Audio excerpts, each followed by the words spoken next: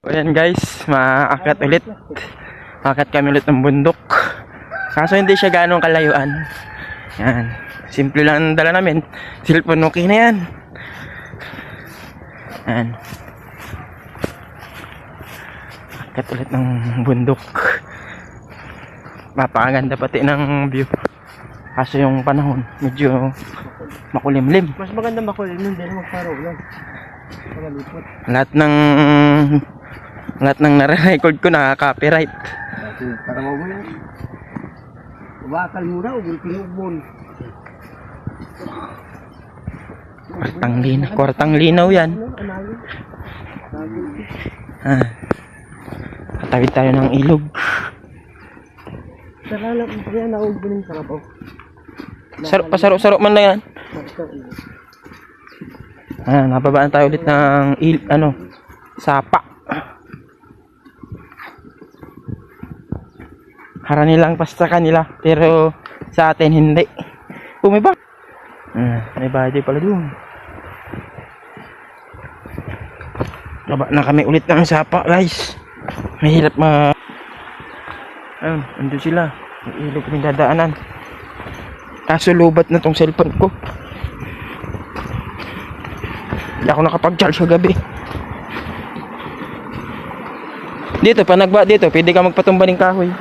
Gagawin tulay. Dalawang vlogger ang kasama.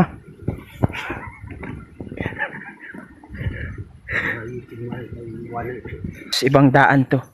Kasi dati dyan kami nagdaan. Ayan o, dyan. Ito dito. Ito dito. Ibang daan papuntang bundok.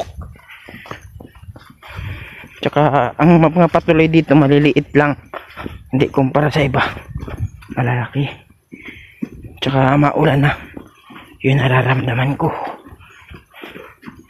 Huwag naman sanang umulan. Ayan.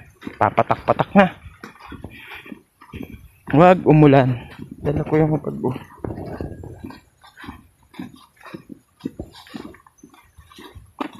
sayang, biglaan na naman. Pud-pud no. Hindi ko alam kung pinalad eh. Yun, nyok. Pag yung pinalad, may lapin sa mukha sa kalad.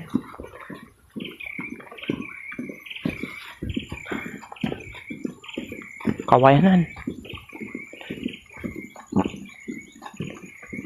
Kapag. So yun, dalawang sapa na.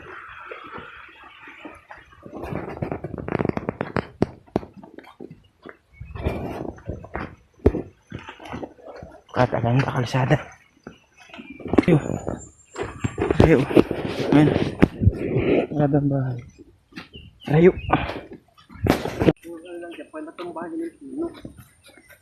Daming piliw. Parang pag may nag-agibang di ba ganun napan.